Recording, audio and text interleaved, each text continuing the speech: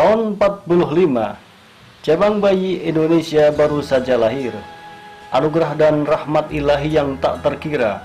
Buah cucuran keringat, air mata dan darah perlawanan para syuhada melawan penjajah.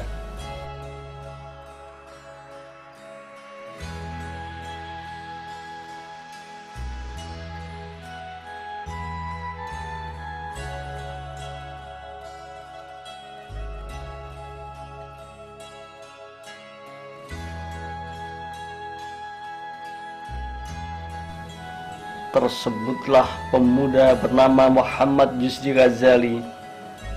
Pemuda berusia 22 tahun itu gemar beriktikaf di Masjid Besar Kauman Yogyakarta.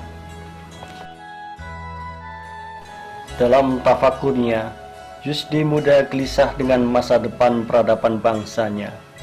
Ketimpangan luar biasa antara pendidikan kaum pesantren bersarung dengan pelajar di sekolah warisan menir-menir Belanda menganga di depan mata.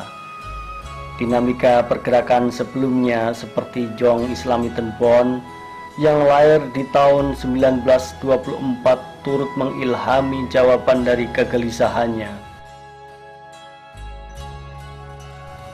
Himahnya menjulang tinggi, mengubur ketimpangan. Citanya memimpikan anak-anak bangsa yang berpikiran maju sekaligus menghayati nilai-nilai ilahiyah. Impiannya membentuk ulama yang intelek yang ulama. Gagasan Yusdi didukung penuh teman-teman pelajar Islam dari berbagai perguruan di Yogyakarta dan Klaten, antara lain Anton Timur Jailani, Ibrahim Yarkashi, Nursab, Amin Syahri, Ahmad Nukman dan kawan lainnya. Himah pun mewujud menjadi sebuah wadah pergerakan pada tanggal 4 Mei 47, tepat jam 10 pagi di Margo Mulyo 8 Yogyakarta. Wadah itu pun diberinya nama Pelajar Islam Indonesia PII.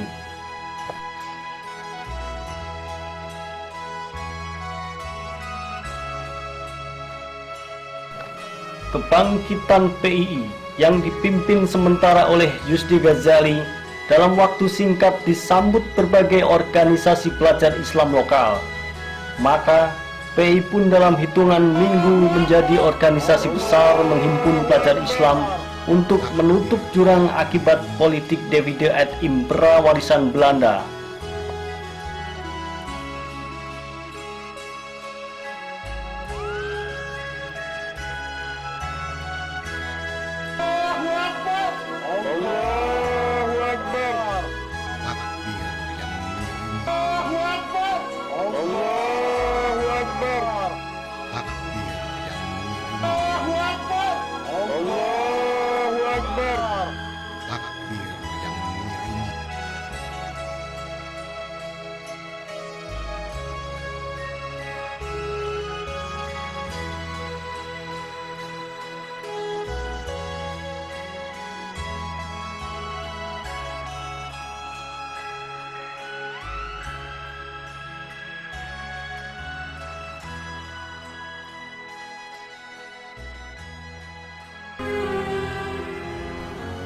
(21 Juli 47), Belanda melancarkan agresi militer pertama.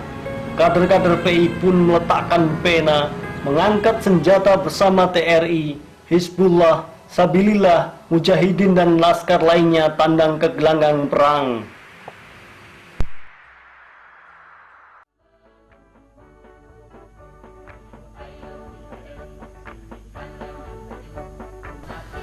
Guna menghimpun potensi kejuangan, 6 November 47 di konferensi besar pertama di Ponorogo dibentuklah Brigade PII.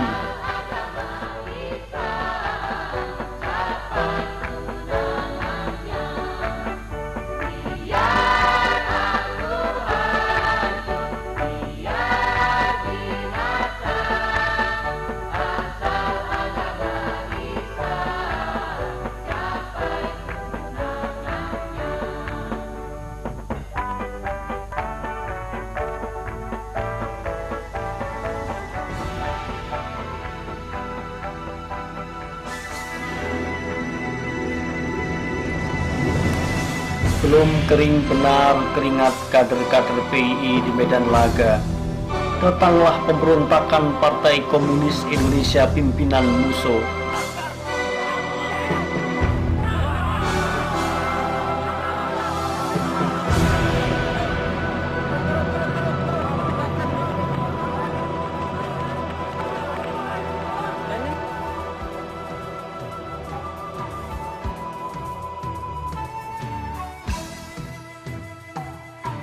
Pengabdian kepada tanah air terus memanggil. Belanda melancarkan agresi militer keduanya pada Desember 48. Komandan Brigade PI Abdul Fattah Permana bersama kader lainnya turut bergerilya bersama Jenderal Sudirman. Kongres 4 di Surabaya pada Oktober 51 menelurkan salah satu keputusan penting, yakni dibentuknya bagian kader. Bagian ini bertugas membentuk dan menyempurnakan keberadaan anggota inti PII. Setahun kemudian digelar latihan kader tingkat nasional di Yogyakarta. Latihan ini merupakan peletakan batu pertama sejarah kaderisasi.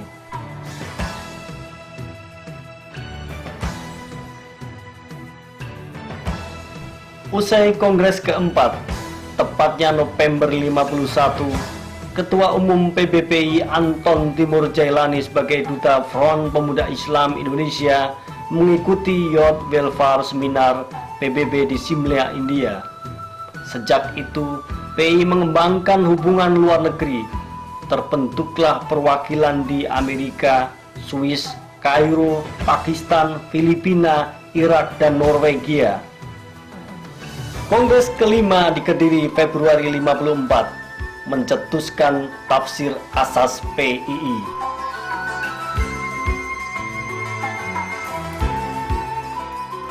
Pembinaan pelajar di dalam negeri melahirkan banyak program di dasawarsa awal perkembangan PII. Pengembangannya pun lalu melampaui batas negara.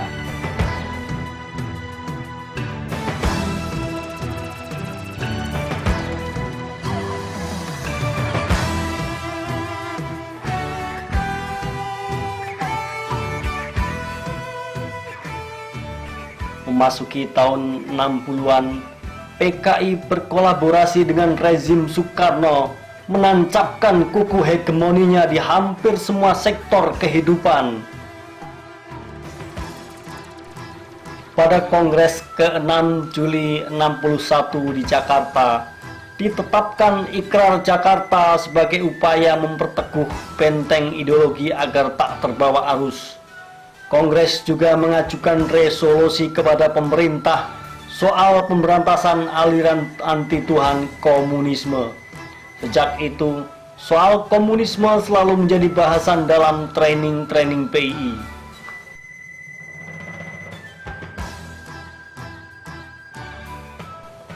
Berlanjut di training center PBPI, dikeluarkanlah Hitoh Perjuangan PII yang menjadi pedoman garis kebijakan organisasi. Dengan hitoh ini, PII meneguhkan sikapnya sebagai pembela perjuangan Islam dan menentang manipul yang berorientasi komunis. Sistem kaderisasi pun disempurnakan dengan lebih berorientasi pada sikap mental ideologi Islam. September 63, di Jalan Bunga, Jakarta Timur, dibentuk PBPI Tandingan dengan maksud menyelamatkan PII dari tekanan manipul Uzbek dengan menyesuaikan diri pada manipul Uzbek.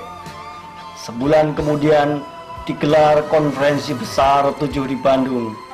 Konferensisten menandatangani ikrar menentang manipul dan Nasakom karena isinya bertentangan dengan garis perjuangan Islam. Ketua PBPI Ahmad Juwaini dan Abdul Qadir Jailani serta Yahya Sutisna ditangkap Badan Pusat Intelijen, lalu dipenjara akibat menandatangani ikrar menentang Nasakom.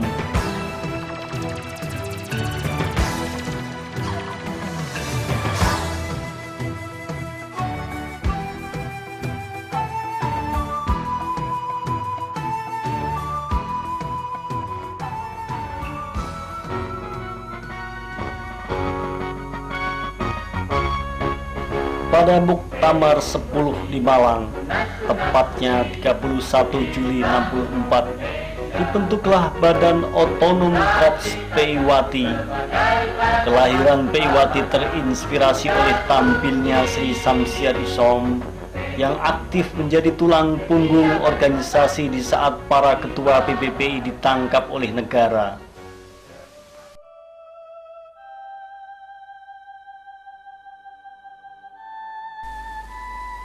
PKI kian menunjukkan keinginannya menghancurkan PI dengan peristiwa Kanigoro Affair pada 13 Januari 65. PKI makin menunjukkan taringnya di berbagai sektor kehidupan bangsa. Maka pada 2 Februari 65, PI menuntut dibubarkannya PKI. Berlanjut di konferensi besar 7 di Yogyakarta, para peserta konferensi merasakan tekanan politik makin berat. Hingga muncullah pertanyaan, apakah memilih PI bubar atau melanjutkan perjuangan? Karenanya dicetuskan tekad tandang ke gelanggang meski seorang sebagai bekal membakar semangat juang seluruh kader PI. PI mengejutkan masyarakat ibu kota dengan demonya menentang rencana pembubaran HMI oleh Soekarno. Demonstran menuju kantor Kontral dan Front Nasional dengan spanduk "Langkai mayatku sebelum bubarkan HMI". PI terus aktif meneriakkan tuntutan pembubaran PKI, diteruskan dengan penyerbuan terhadap gedung-gedung yang menjadi sarang PKI dan underbawnya, tak terkecuali gedung Komite Sentral PKI di Jalan Kramat Raya 81 Jakarta.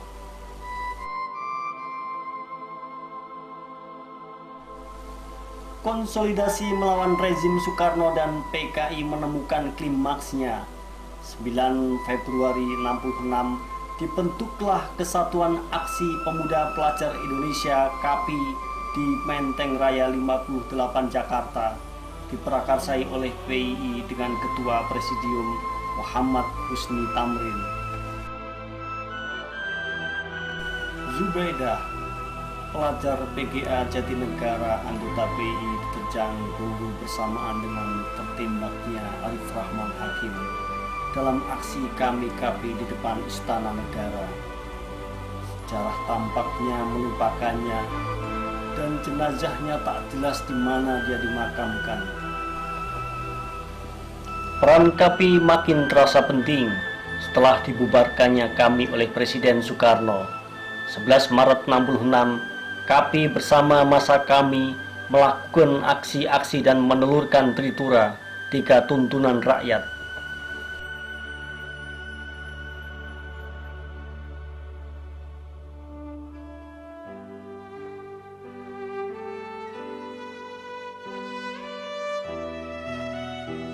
Di saat KAPI melakukan musyawarah luar biasa pada tanggal 24 hingga 31 Mei 66, muncul musyawarah KAPI tandingan di tempat lain.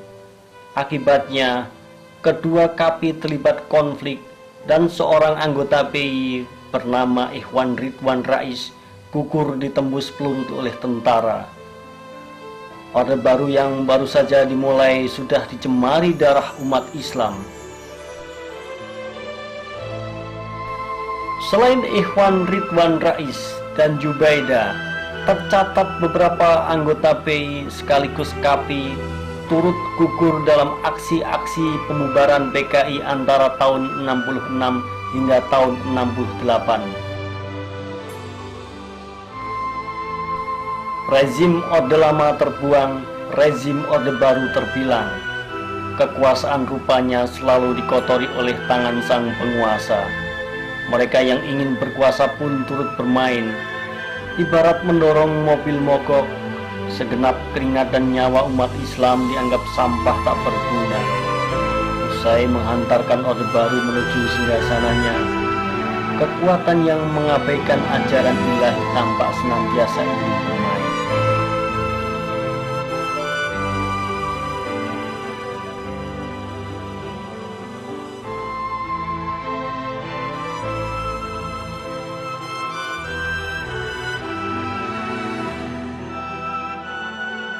Upaya ini antara lain ditunjukkan secara gamblang dengan disusunnya rancangan undang-undang perkawinan yang mengabaikan tata nilai sesuai syariat Islam. Pada tanggal 27 September 73, masa PII bersama dengan Badan Kontak Generasi Pemuda Islam melakukan aksi ekstraparlementer. Masa turun ke jalan, mereka lalu mengepung gedung DPR MPR. Walhasil, Komisi Pekerja di DPR pun merevisi rancangan undang-undang perkawinan. Rezim Soeharto beserta kekuatan minoritas yang memanfaatkannya selalu berusaha membangun kemapanan kekuasaannya. Di periode 70 hingga 80-an, rezim berkuasa menampakkan ketidakramahannya, bahkan melakukan tekanan luar biasa terhadap kalangan Islam. Sebuah kenyataan yang tidak sepatutnya dilakukan atas mayoritas penghuni negeri ini. Tak terhitung tokoh-tokoh Islam dijebak, ditangkap, bahkan dihilangkan di masa-masa itu. Represi itu menemukan klimaksnya ketika digulirkannya asas tunggal Pancasila bagi semua ormas dan orpo di tahun 82. Sejak 82 itulah PI banyak menghabiskan waktunya membahas PR baru bernama asas tunggal, termasuk dalam medan training dan forum-forum pengambil keputusan. Namun apa lajur, pemerintah tetap nekat mengesahkan RUU Keormasan menjadi Undang-Undang Nomor 5 Tahun 85. Dan tentu saja PI mengambil langkah tegas tetap menentang pembelakuan undang-undang itu melalui Muktamar 17 di Jakarta.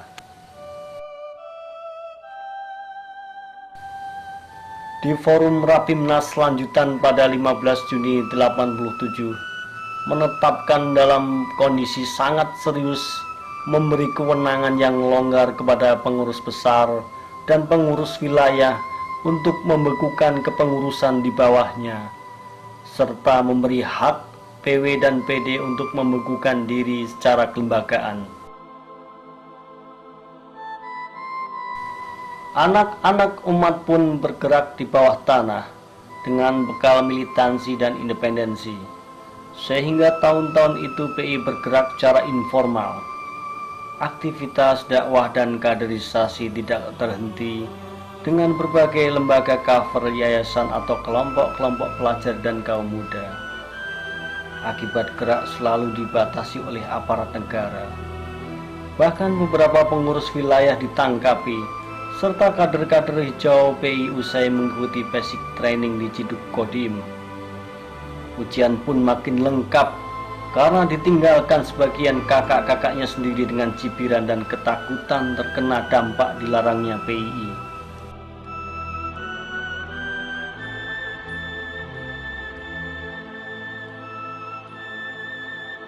Namun patut disyukuri, umat umumnya ternyata masih merasa kehilangan aset yang paling berharga yang sebelumnya begitu produktif mencetak kader-kader umat. Cucuran tangis umat Islam, termasuk Ganda dan Yunda keluarga besar, masih peduli menghiasi periode informal itu. Tangis dan perasaan kehilangan umat itu lalu menginspirasi rasa tanggung jawab kader-kader PI untuk tetap melanjutkan gerakan dengan segala keterbatasan. Di dalam kondisi serba di bawah tekanan, sebuah perubahan besar di bidang hak asasi telah dilakukan oleh kader-kader PI. Di tahun 80 hingga 90-an, dengan ikhtiar pribadi maupun gerakan bersama, kader-kader PI menjadi kekuatan utama di berbagai daerah menentang peraturan yang melarang jilbab. Perjuangan pun membuahkan hasil.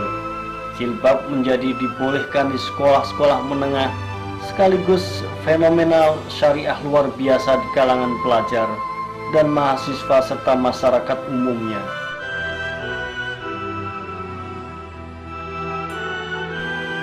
Di era informal PI, ternyata organisasi ini justru produktif mematangkan konsep pendidikannya. Tercatat di awal 97, digelar Pekan Orientasi Takdib Nasional di Semarang. Forum yang mengkaji takdib yang terdiri dari training, taklim dan kursus ini menyempurnakan sistem kaderisasi sebelumnya.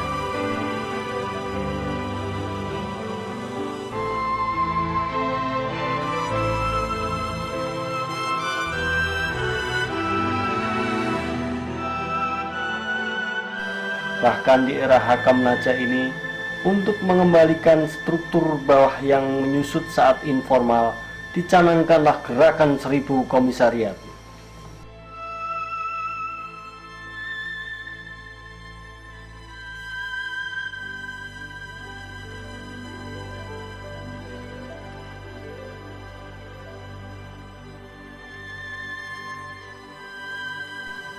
Bandul politik rezim berubah. Demi kelangsungan peran secara lebih terbuka, PI melakukan registrasi ke Depdagri pada 9 Desember 96. Kendati belum secara resmi diakui, aktivitas PI mulai terbuka dengan mengatasnamakan PII.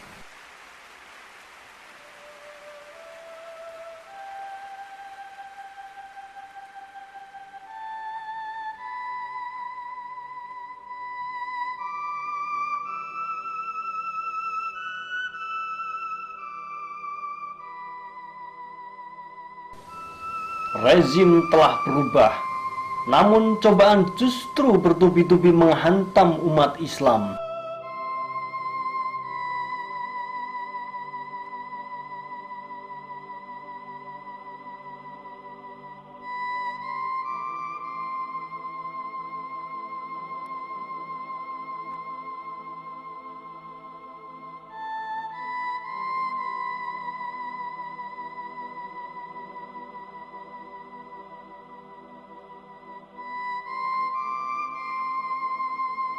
Aceh terus bergolak akibat konflik separatisme dengan pelaksanaan DOM.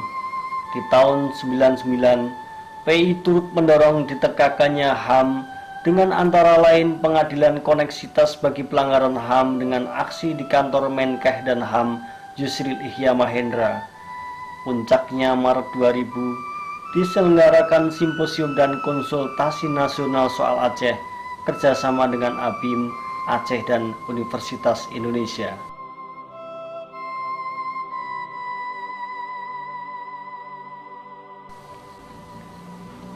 Tak habis-habisnya problematika umat dan bangsa mengharu biru anak bangsa akibat didera krisis, tak terkecuali kader-kader PII. Dari masalah pendidikan yang tak cukup menjadi prioritas pemerintah, sampai mengontrol moralitas pemimpin negara dalam menegakkan visi reformasi, menjadi agenda yang mengharuskan mereka untuk turun jalan dan berdialog dengan DPR maupun pemerintah. Kekerasan atas pelajar termasuk penembakan misterius atas pelajar memicu pula keprihatinan PII, juga maraknya pornografi. Persoalan ideologi tetap menjadi agenda penting PII. Brigade PII dengan kaum muda pelajar Islam Indonesia melemparkan isu dikembalikannya Piagam Jakarta sebagai alternatif pedoman beragama dan bermasyarakat bagi umat Islam.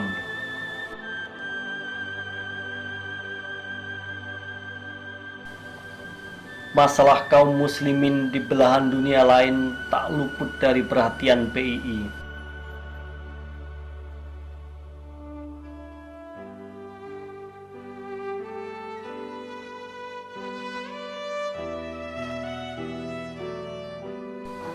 Pasca tragedi 11 September 2001, Amerika Serikat dan sekutu-sekutunya menggempur negeri Muslim Afghanistan. Kader-kader PII di berbagai daerah turun jalan mengecam ulah negara-negara besar yang menyerang kaum muslimin Afgan yang tak berdosa.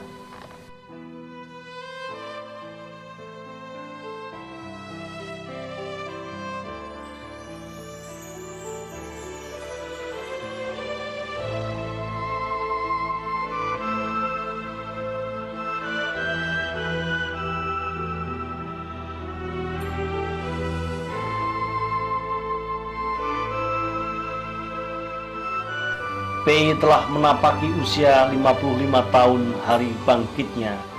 Realitas globalisasi tak bisa ditepis. Problematika moral dan peradaban menganga di depan mata. Tawuran pelajar, penggunaan narkoba, seks bebas, serta kriminalitas melengkapi carut-marutnya pelajar kita dalam hal moral. Ditambah lagi maraknya budaya liberal yang makin parah termasuk pornografi.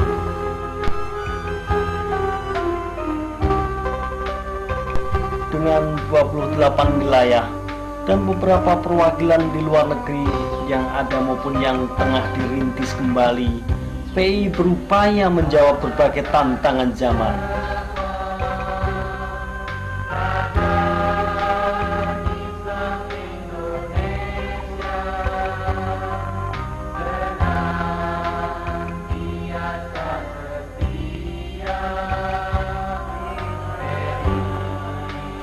Sementara problem pembinaan moralitas dan potensi pelajar sebagai aset masa depan bangsa terus menjadi agenda utama. Dengan sistem takdib, PI berusaha menjawabnya dengan meningkatkan kualitas kader dan masyarakat pelajar dengan berbagai jalur, training, taklim, dan kursus. Untuk melengkapinya, berbagai program pembinaan pelajar antara lain pelatihan advokasi, pelatihan reproduksi remaja, simposium pelajar, serta pembuatan website PI, dan program lainnya. Kemampuan PI secara konsisten melahirkan kader-kader umat dan bangsa yang berkarakter muslim, cendekia, pemimpin terus diuji. Segenap aktivis dan kader-kadernya diuji kehandalannya mengejawantahkan tujuannya. Kesempurnaan pendidikan dan kebudayaan yang sesuai dengan Islam bagi seluruh rakyat Indonesia dan umat manusia.